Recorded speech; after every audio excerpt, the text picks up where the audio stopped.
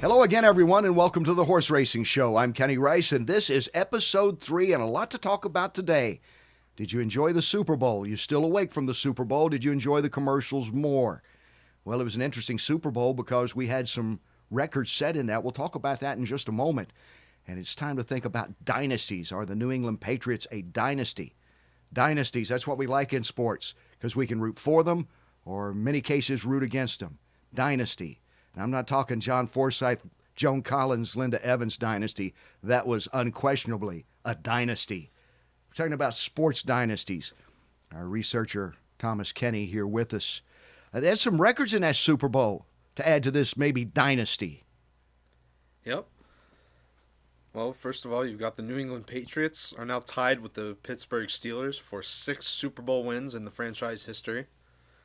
You've got Tom Brady now, as well as being the oldest player to ever win a Super Bowl. He now has the most Super Bowl wins as a player with 6 total. Wow. His coach and partner in crime, Bill Belichick, also 6 Super Bowl wins, makes him the winning most coach in Super Bowl history. And that's impressive. So I think the Patriots, you could call them a dynasty in football. And the Steeler fans, you can argue also a dynasty. Other sports, dynasties that you would consider, or at least make a great argument that this was a dynasty. They controlled the situation for a long time. Well, it's hard to talk about dynasties without mentioning the New York Yankees as far as baseball goes. Yeah.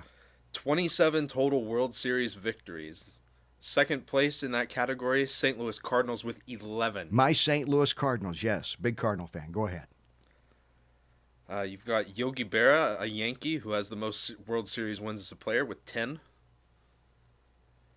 The Boston Celtics, New England Patriots, while they're the dynasty right now, they're not the dynasty in New England. The Boston Celtics would be that in the NBA, I believe, Thomas. Mm-hmm. Yeah, Boston Celtics have won, I believe, 17 NBA championships. Yeah. Most recent one would be 2008.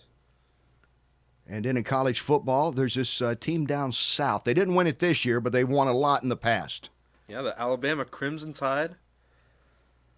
Since the invention of polls in college football, they've won 12 championships. They won 3 before the invention of polls. And funnily enough, the most championships recognized by the NCAA with 18 is Yale. Ooh, the Eli. Mm-hmm. Wow. And when was that last national recognized championship of theirs? 1927. I remember it well. That was I hadn't bet on Donerail, but I bet on Yale to win it that year, 1927. I remember that well. Gosh, that was a long time ago. And it was a whole different world back then too. Obviously, college football was played mostly in the East at that time.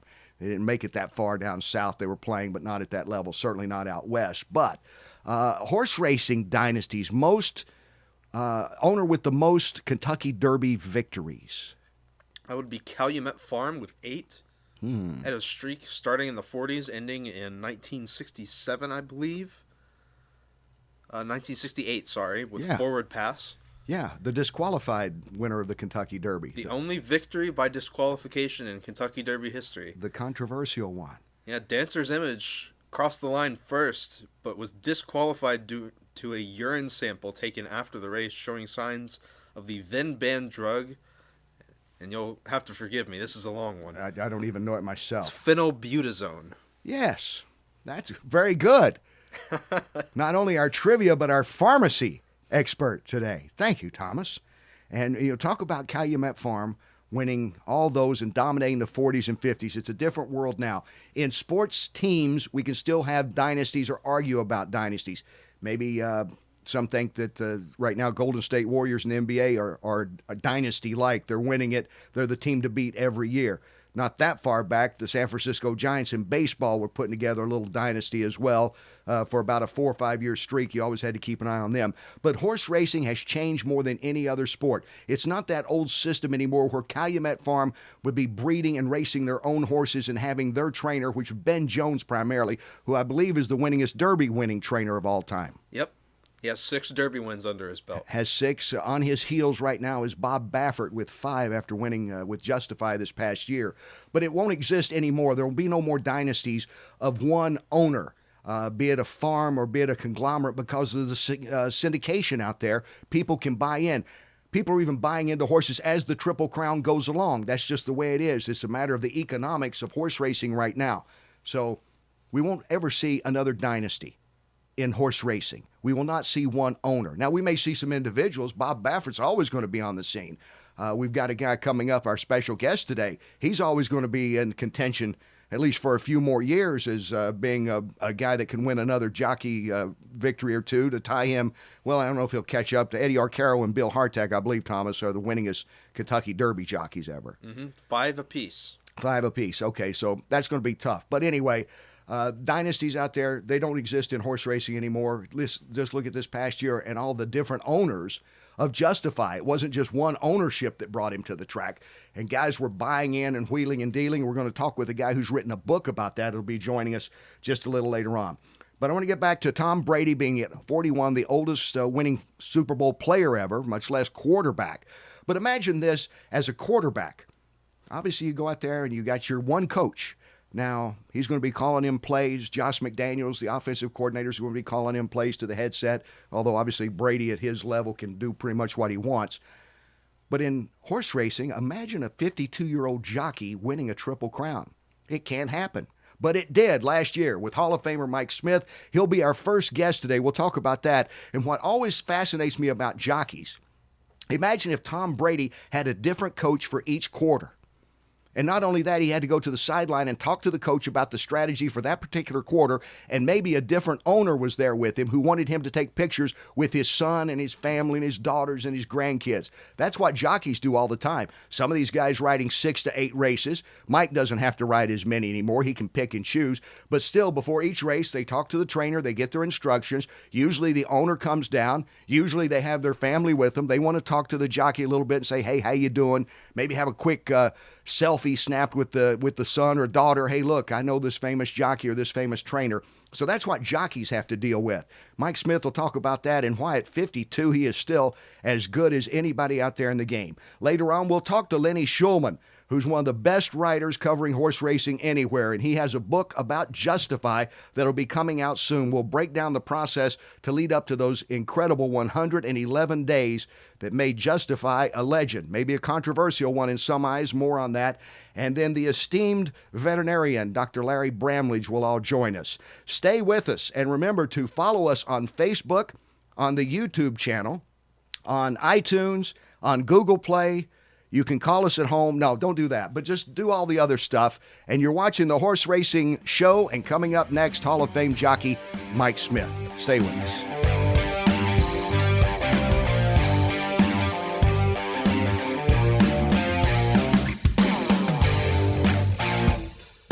Welcome back to the Horse Racing Show. Delighted to have with us a good friend and one of the greatest jockeys of all time, and he's still going, Mike Smith, the Triple Crown winner aboard Justify, joins us now from his home in California. Mike, it's good to catch up with you. How are you? I'm doing well. Getting really good, thank you. People still talking to you about Justify? Oh yeah, no, that's something that never gets old, boy. That's one of those life-changing things there, man. It gets better the more each day that passes, it even gets better. You know, I was on a show, a radio show, and someone was asking me about Tom Brady and how would this be if he won the Super Bowl. Of course, this was before the game. And he said, 41, ain't this amazing? Wow, look what he's doing. I said, I know another guy that's doing some pretty good stuff, and he's like 53 now, and he's still one of the top jockeys in the world, and that's Mike Smith. So you're amazing that you stay in the shape you're in. I would guess you're almost as good as you were at 30, Mike. I mean, to look at you, you look in incredible shape. If I did anything right, Kenny, that was, I took up physical fitness at a very young age and just made it a way of life, and I've really stuck with it. So it's really paying off. Paying off now. In my later years of my career. Has there been a moment where you thought, well, I don't know, I'm a little sore today. I don't know, I've got a little bit of a pain today? It doesn't seem that way. Yeah, there's plenty of those moments.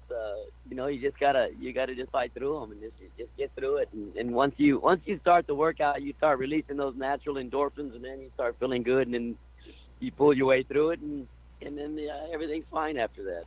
Are you still running the San Gabriel Mountains? And for those that have not seen Santa Anita in person, the San Gabriel Mountains are a beautiful backdrop to one of the prettiest tracks around Santa Anita, where Mike rides a lot now. And I know you used to run the mountains up there.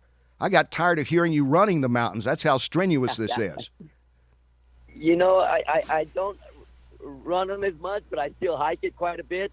Just a good speed walk, probably about 1.5 miles up, sometimes 2 miles up, and then come on down. And I just use it for my cardio. Whenever I'm doing a lot of cardio, I'll use the mountain for that.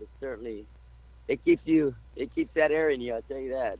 Well, and hiking those mountains are a little different than a friendly hike around the park, by the way, if anybody hasn't seen it. It's a little steep, Mike, that 1.5 miles. I tell you what, it really is. It's a good hike, man. It's a great workout. Once you get fitting up where you can actually, jog at a slow pace, you're pretty fit. What's the most important thing if there was like one or two body parts that a jockey really has to stay in shape, or is the most vulnerable if they start getting weak or getting hurt? Is there a couple of things, particularly about riding a horse, that you really have to have in great shape to continue to do it at your level? Legs, of course, are key in anything. You gotta keep the legs strong, but with back as well. I got hurt in 1998. Kenny, I broke my back pretty bad. I crushed 2 vertebrae up in Saratoga in 1998. So I really got to work on my back and keep it strong. And as long as I do that, it's like I said, I still feel every bit as good right now at 53 as when I was 30 years old. I mean, I'm doing really good, and so far I'm able to keep that up. Good Lord's willing, we'll stay healthy as long as I don't get hurt again. I think I got another good 5 years left in me. Oh, at least.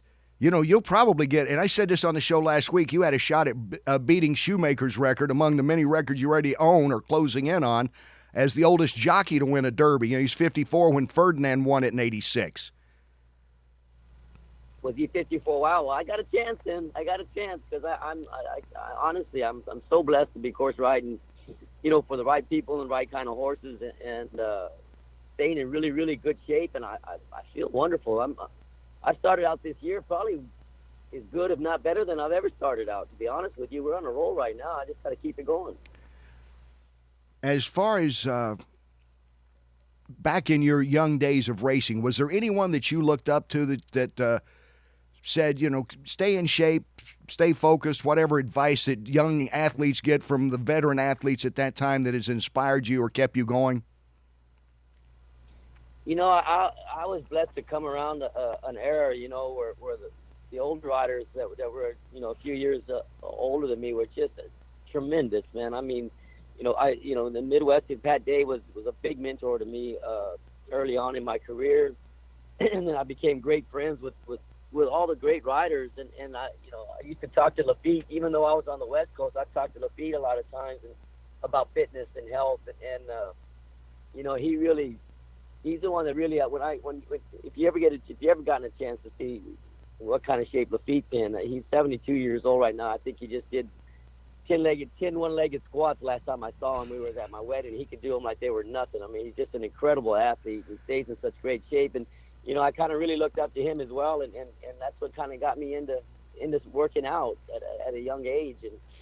And again, I was, like I said, I was blessed to come around so many great riders. Cordero, getting a chance to talk to him, Bailey, Stevens, and Eddie D. I mean, when you have guys like that mentoring you, you can't go wrong.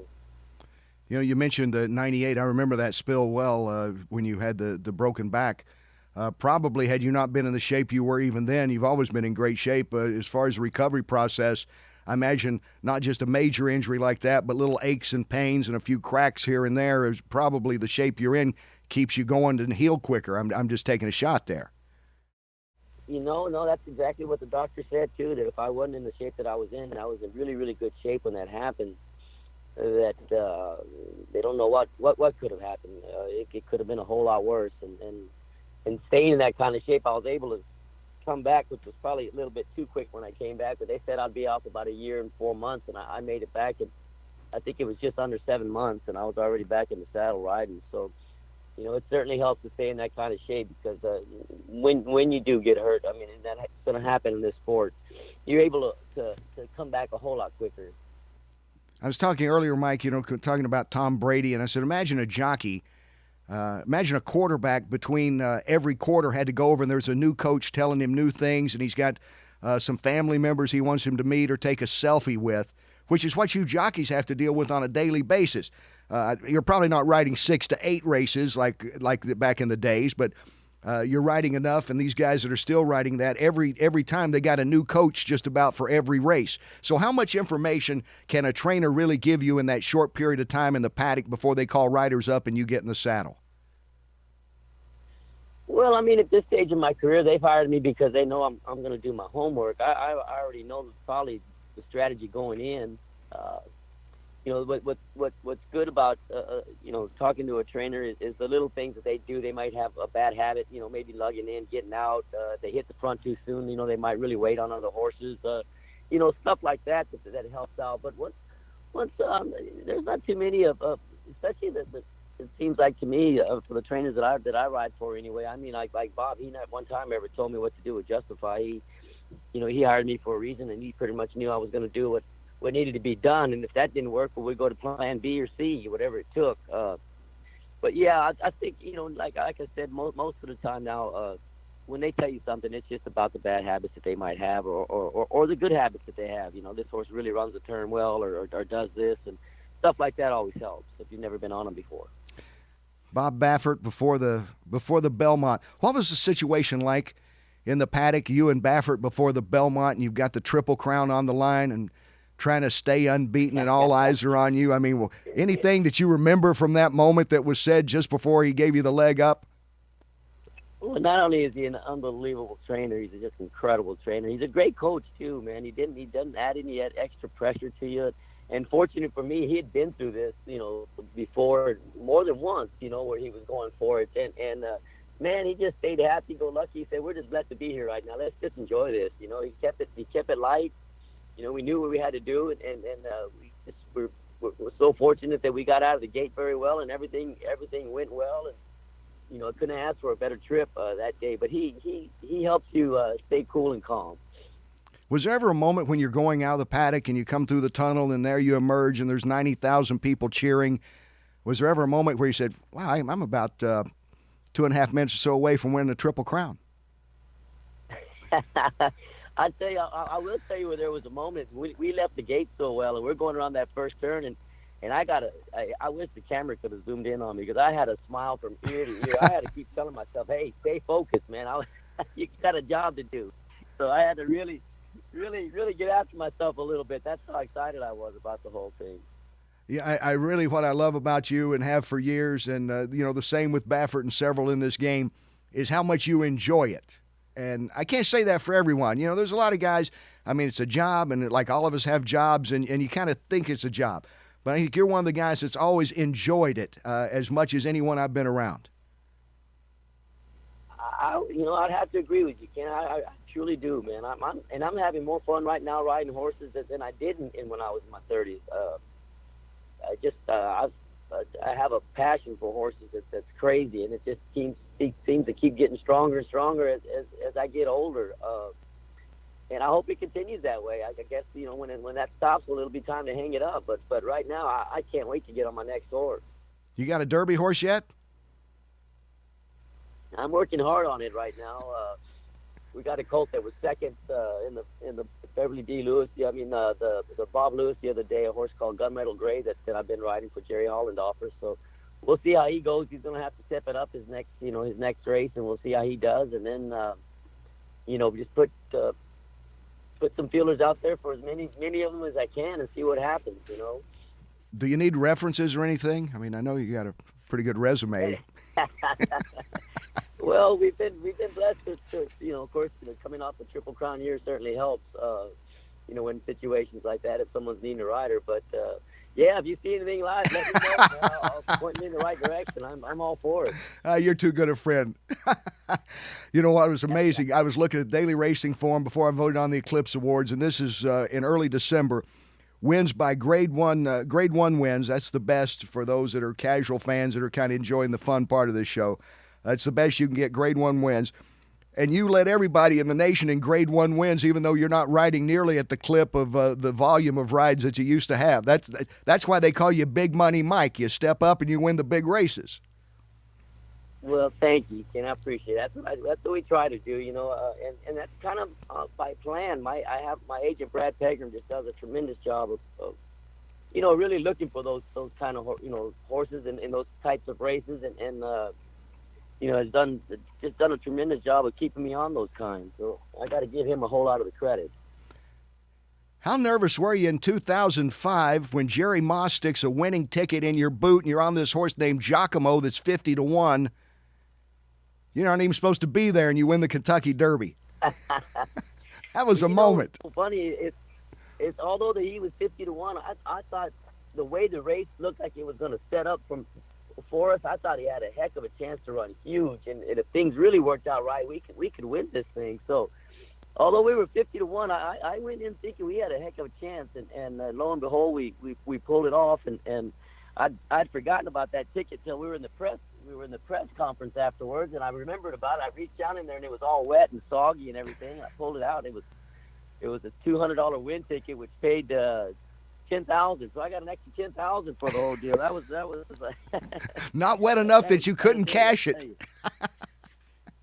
Yeah, I couldn't. Yeah, no, I got a cash, and the whole day was just, it was Mr. Moss's birthday. We win the Kentucky Derby. I got a ticket in my boot. I mean, you couldn't ask for a better afternoon. I'll tell you that.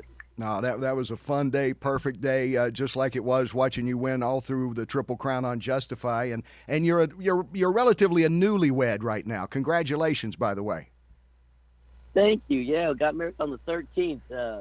Just really enjoying it right now. We haven't gotten a chance to take a honeymoon yet, but we're hoping we get to do that pretty soon. Maybe just before Del Mar kicks up or right after Del Mar. We'll probably go to St. Lucia. One of the partners in Justify with China Horse Club is the Prime Minister there in St. Lucia. And after the Triple Crown, he'd mentioned something about the honeymoon in St. Lucia, and I thought that sounded pretty darn good. It's good to know people. It's good to know people, Mike. It certainly is. So I gotta reach out to him before the Triple Crown stuff wears off. Of course, Triple Crown stuff never wears off, so I guess I'll have time to see if I can get that done. Oh, man, listen, it's great to talk to you, and always a pleasure, and we'll catch up again maybe a little closer to get ready for the Derby. Sounds wonderful, Ken. Thanks for having me on, man. Anytime, just give me a call. Always a pleasure, Mike Smith. Thank you very much. The Hall of Famer, he's as good as it gets. And remember, you're watching the Horse Racing Channel on YouTube. You can follow us on iTunes, Google Play, Facebook, or Twitter at Horse Racing Show. Yeah, that's pretty easy because it's a horse racing show. We'll be back with more. Stay with us.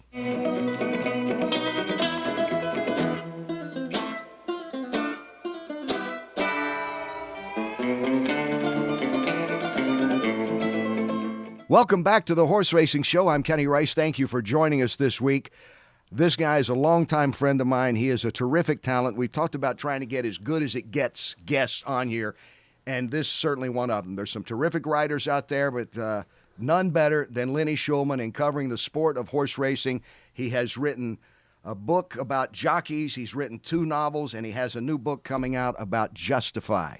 Welcome to the show, Lenny. Thanks, Kenny. And you know what? We really are old friends going back to a trip to San Diego back in the early noughts. That was very memorable. It's always great to see you. The trouble with us is we actually enjoy and have fun covering horse racing. And I don't like to do that too often because I don't want to upset the old guard because we got to protect the integrity of the sport. Yeah, no, we're looked upon as freaks. You know, we're off in the corner laughing and everybody else is doing whatever they're doing. So. You know what I like? Some of the guests, we had Mike Pegram on the first show. We just had Mike Smith on today. The people that really enjoy it. You know, they seem to always enjoy it. They're having a bad day. Oh, well. Yeah.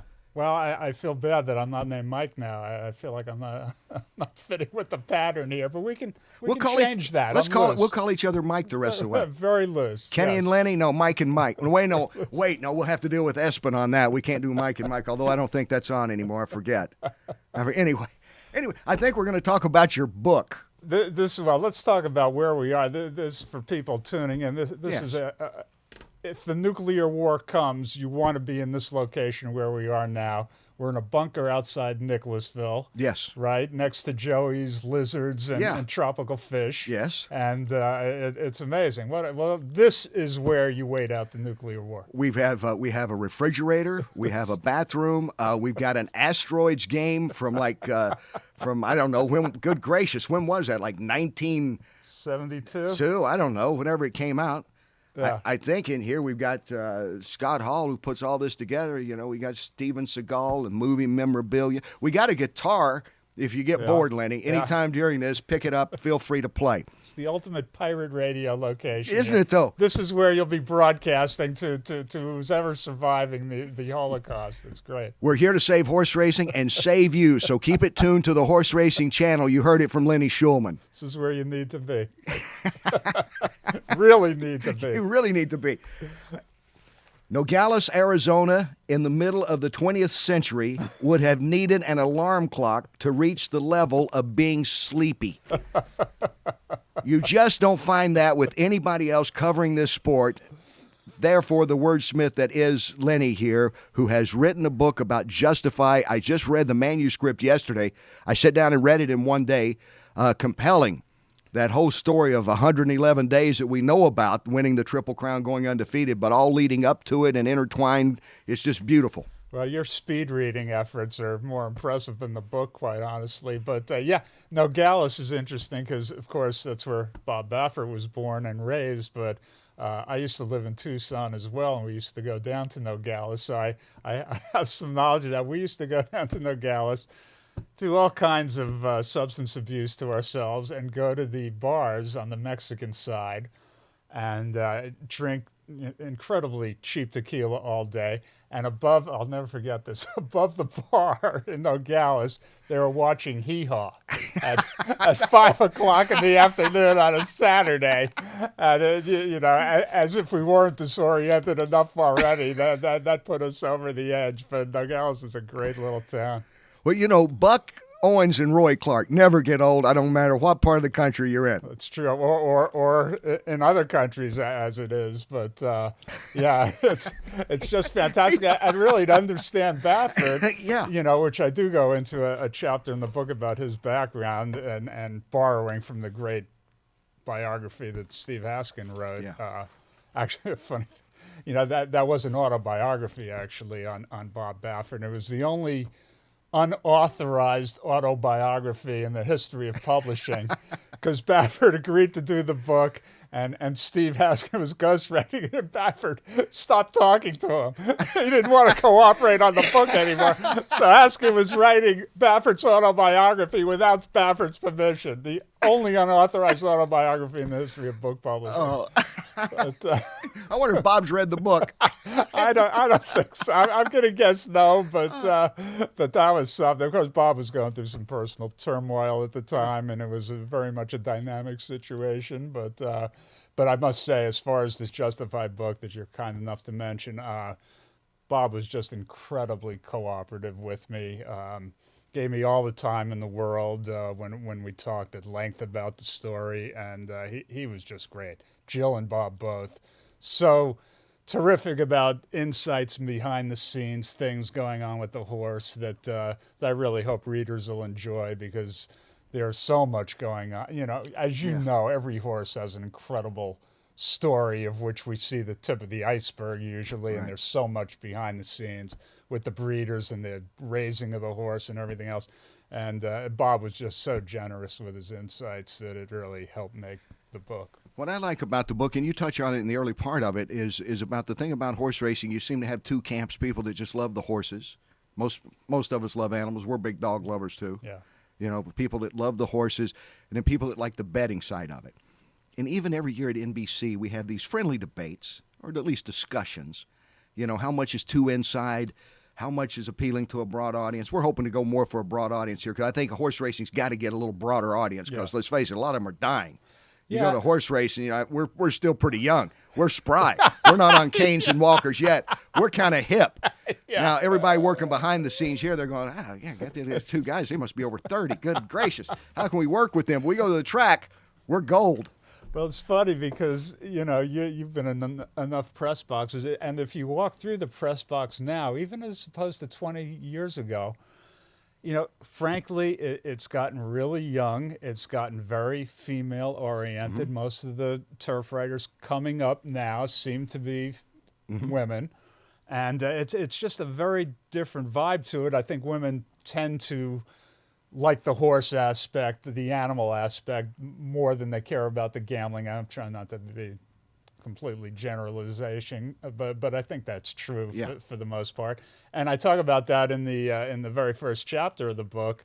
Back the old days and what you see in the movies with the fedoras and the cigarette smoke and the guys with the ribbon stained and the hands typing on the old keyboards. Now that's not really what it is anymore. It's really it's keyboards about the size of a cigarette pack, and it really has, it's a new generation. It definitely is a different world out there.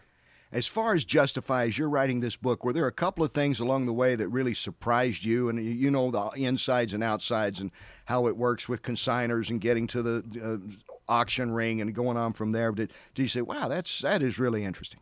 Yeah, the thing that really, I think the key thing that sparked my interest in this horse, and I go into it, was I was interviewing Bob Baffert out in Santa Anita just for a story that we were doing, and I had to go do another interview, and I'm packing up my recorder in my bag, and thanks, Bob, and he says to me out of nowhere, do you want to come see the Derby winner? And at that point, Mackenzie was a very established horse and a Grade 1 winner. And you would have thought that he was taking me to see Mackenzie, but there was just something in his voice, like, that character in Baffert that you just know something's always bubbling up beneath the surface. And when he asks somebody, if you want to see the Derby, well, you don't turn it down. You say, yes, Bob, I'll come with you to see And he took me over to Justify's stall, who had been a maiden winner at that point. Yeah. So it's an incredibly bold statement to call him a Derby winner at that point. And turning the corner and looking into that stall and seeing that specimen of an animal, and we have seen a lot of horses in our years, and I'm telling you, I don't believe I've seen another horse look like that horse looked like when we peered into that stall. Just almost a statue, just statuesque. And, talking to Chad Brown, subsequently, he had the same feeling when he laid eyes on him.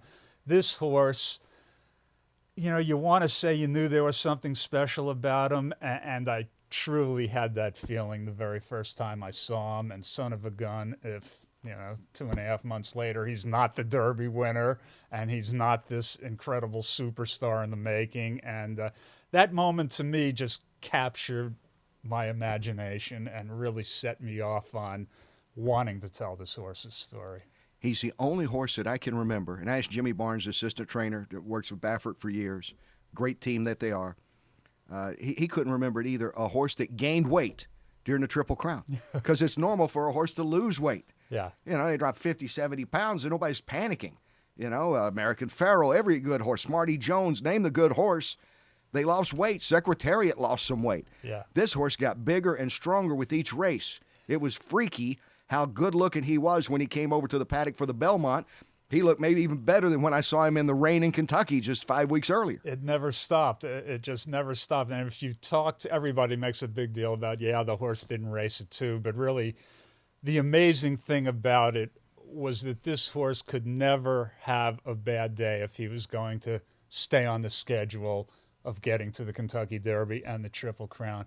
And if you talk to any horseman anywhere in this country, they can count on no fingers the amount of times they have had a horse that hasn't had a bad day, hasn't had this go wrong, hasn't had that go wrong.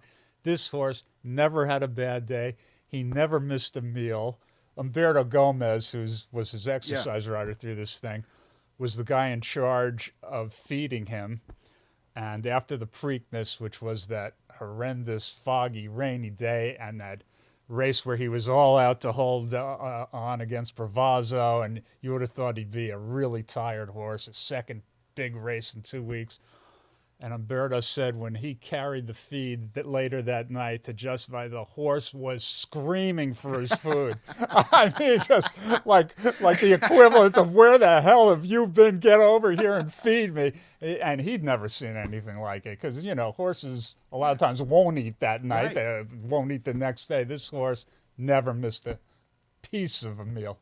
It was just amazing, the whole weather pattern from the deluge we had in Kentucky.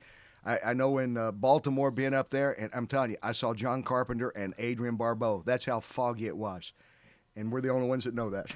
I think Noah built himself a boat that day earlier. That was We're here all week in this bunker. Be sure to tune in the Horse Racing Show. One of the really great contributors to the book, and I thank him immensely, is your colleague Larry Colmus. Oh, yeah. Whose Tremendous. job it was Tremendous to call that Preakness. And he could not only couldn't he see the starting gate down the stretch, he couldn't see the 16th pole right in front of himself. I mean, you could not see what was going on that day, and your guys had the foresight to get a cameraman down to the starting gate to literally shoot the starting gate from right where the starting gate was, or else nobody would have seen the horses breaking out of there to begin with. I'd never seen anything like it because I remember being over in the barn area doing my last hit before I was going to walk over to the front side to be with Baffert. And you could see the fog rolling in, and it really was like one of those old John Carpenter, one of those old horror movies. What's in that fog? It kept coming in, and by the way, Albert Hammond, a good mention of Albert Hammond. Never rains in Southern California. You got that in that's what I like about you. You're always you get stuff in there. Not too many Albert Hammond references these days. Now, it's probably just, I think he's from Australia, by the way. Had never been to L.A. when he wrote the song. I believe that's correct. Is that right? I think that's correct. He hooked up with Scott McKenzie. If you're going to San Francisco, wear a flower net. Two of the worst songs ever written in our lifetime. But, I can't wait till we do the musical show. We got the guitar, Lenny. It's right there. I can't sing worth a lick. We'll be great together then. It'll be perfect. We'll probably go viral. You got to be really good or suck. And then if you do one or the other, you'll probably go viral. We'll go viral in that case. The book is going to be coming out.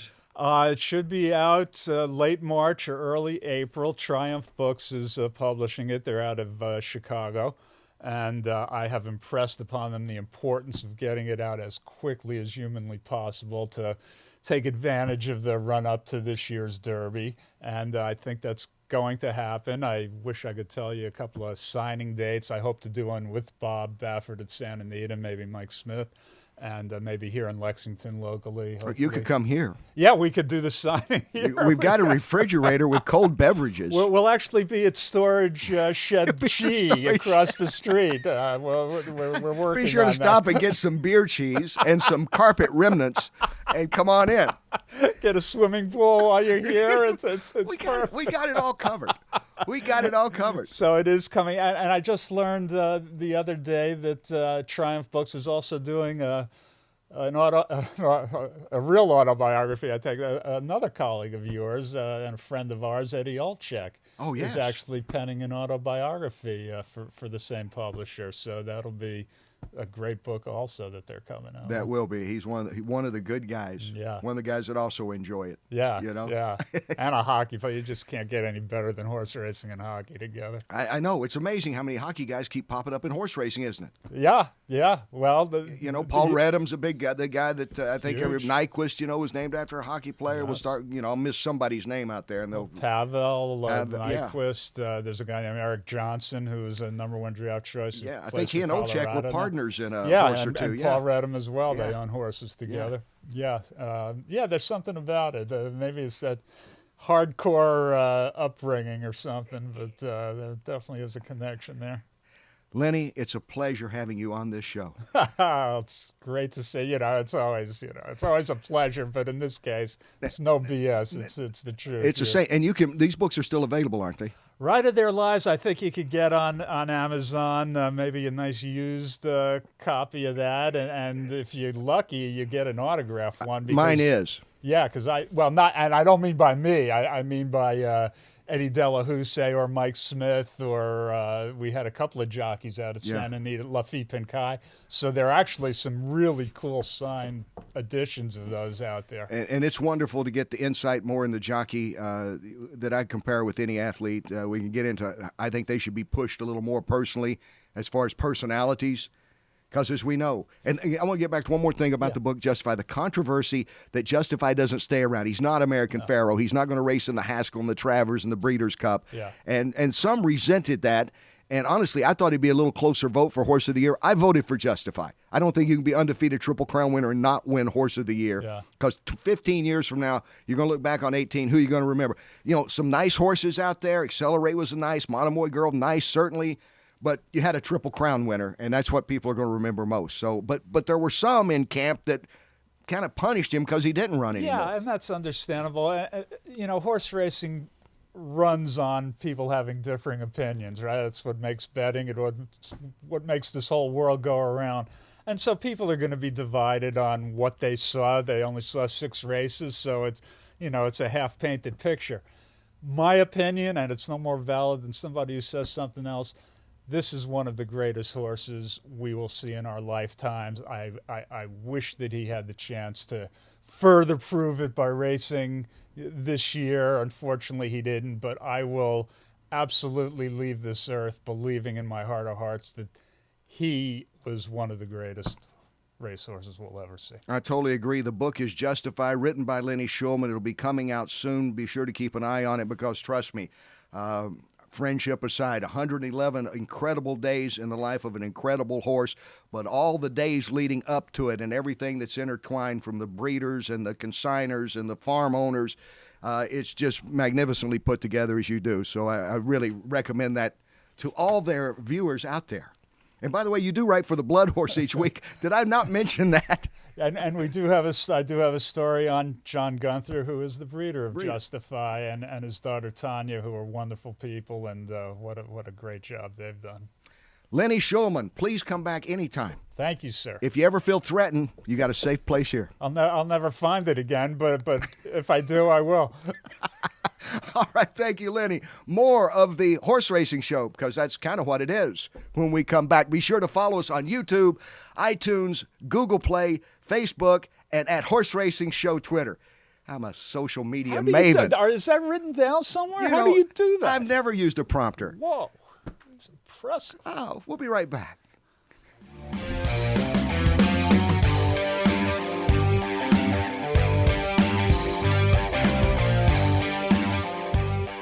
Welcome back to the Horse Racing Show. I'm Kenny Rice. Delighted to have with us a good friend of mine and well-known throughout the world, Dr. Larry Bramlage with Rood and Riddle. Doctor, good to see you. Good to see you, Kenny.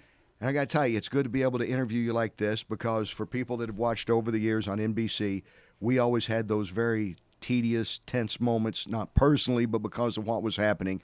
I would come to Dr. Bramlage to ask about a horse injury for those that watched, and he was a spokesman for years for the equine practitioners. And so we had some, you always handled it so well and got right to the facts. And I know a lot was going on and a lot of information was coming in, and you dissected it and dispensed it so perfectly. Well, thank you. It was nice of you to say. It was a good program. It is a good program. For nobody likes to see a horse injured. I mean, people love horses. Even people that don't know why, maybe have never touched a horse, they love horses. So it hurts people when a horse gets hurt. And, our job was to take the information and give it to the people in a way they could process it. So even though they weren't happy about it, at least they could put it to bed in their mind to know what happened and that the horse was going to be taken care of. Especially on big shows. Derby, Preakness, Belmont, Breeders' Cup, where you have an audience that doesn't always watch horse racing. They may be watching it 4 times a year. In the Derby, it might be the only time they watched. You could say anything, and they're going to go, huh? A cannon bone injury. What? But you always put it, I think, more in layman's terms that at home you could go, okay, I get that. I can relate to that. So that's like having whatever part of my body's injured. Yeah, people sort of understand their own injuries and have a perspective that way. So if you can put the perspective in a frame that they can identify with, well, then they understand the horse's injury a little better. Okay, what's going on right now at the hospital? What's happening in the veterinarian world? Well, we're just gearing up to looking at yearlings right now. This is the season early in the year when the consigners look at all their yearlings and check their joints to see if there's anything they can take care of, because they'll go to the sale in September, and when they go to the sale, there's a catalog of x-rays that's available for the purchasers to look at, and whenever they want to buy, that helps them assign the value to the horse. So horses, they grow 20 times faster than we do. They're mature in 2 years, not 20, and they get 10 times the size. So their bones are growing amazingly fast, and so there's these accidents of growth called OCDs. It's a Latin term for a little fragment in the horse's joint, and they have quite a few of those. And if they have developed one of those, they do it before 10 months of age. So we're looking at them all now that are 10 months of age, and if there's something we can solve, then they go to the sale with clean radiographs, because it's not so much that each particular condition bothers the horse all that much. What really bothers their value is trainers don't like to buy horses that they got to then do surgery on, not so much because they're afraid of surgery, because surgery is fairly routine now, but it puts them off schedule with breaking the horse. They're getting 20 horses coming in.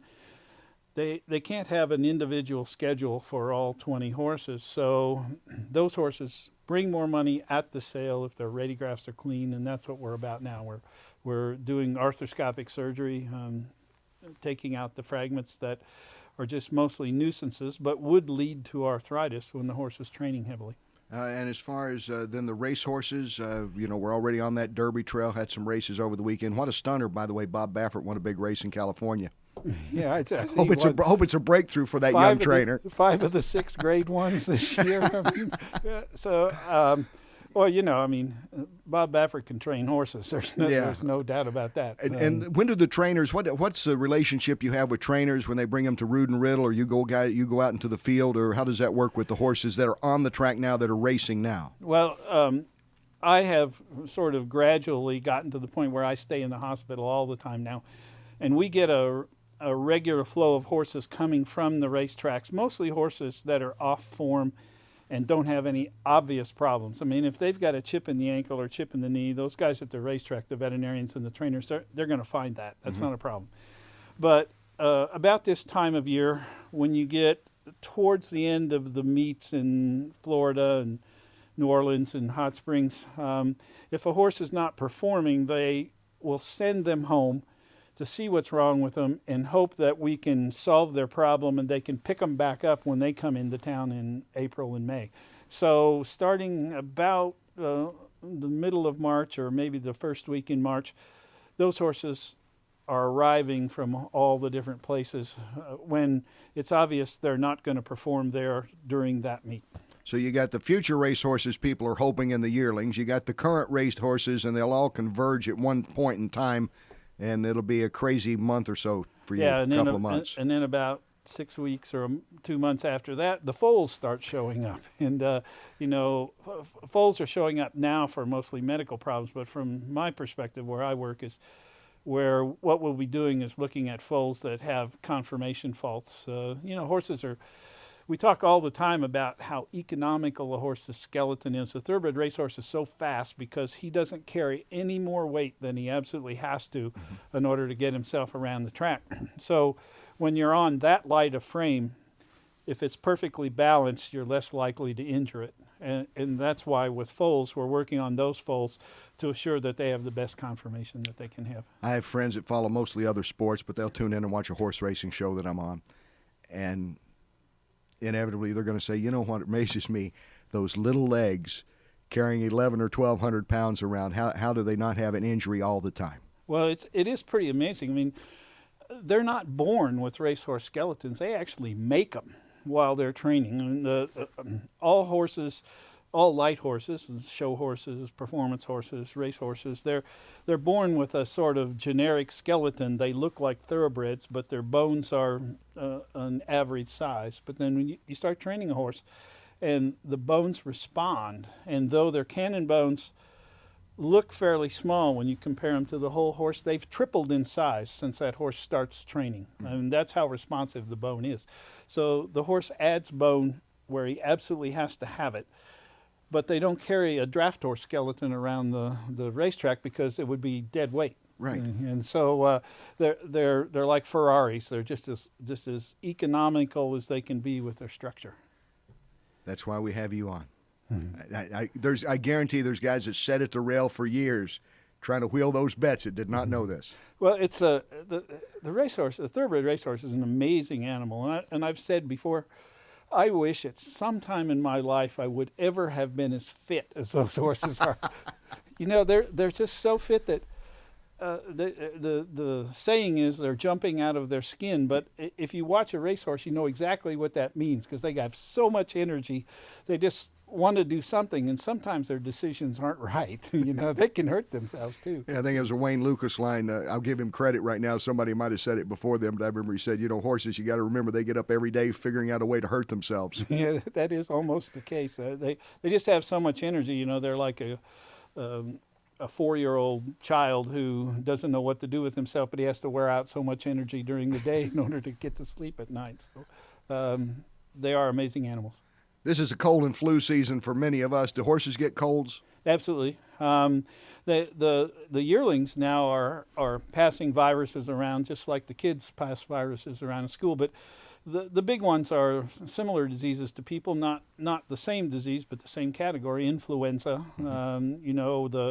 The herpes virus respiratory disease, and then there are several other kinds of herpes virus as well. But horses get those things. Fortunately, the vaccination programs that the trainers use and that most people use on the farm, there used to be huge epidemics of influenza. In fact, it was a reportable disease for a while. You had to report it to the government, but now the vaccination programs are good enough that they're pretty much controlled. Doctor, fascinating as always. Please come back. I will. This is fun. I'm going to call Rood Riddle, say, send Larry back. Then all the other vets will get mad. That'll be my pleasure. I mean, they won't get mad. No, we go back a long way. Yeah, it's good to see you. Good to see you. Thank you so much, Doctor. You're welcome. Stay with us. We'll wrap things up here on the Horse Racing Show. Be sure to follow us on YouTube, at iTunes, at Google Play. Go to our Facebook page and like us, and then also go to @horseracing, and you can go to thehorseracingshow.com. Look at this, Larry. We're just like social media mavens out here, aren't we? Just throwing all this stuff out. Well, it's a nice informal show. It's fun to do it. Oh, thank you. Stay with us. We'll wrap it up.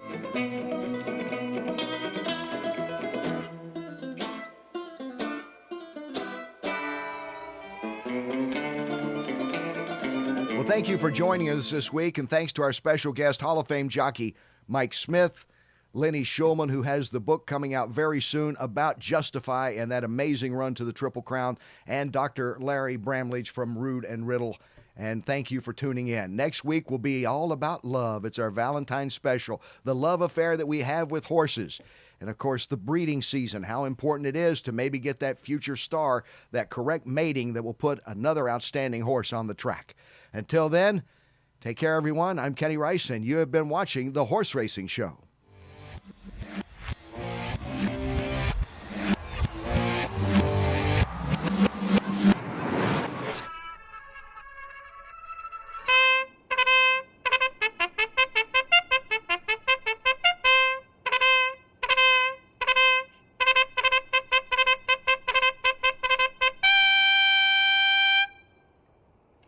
Wow.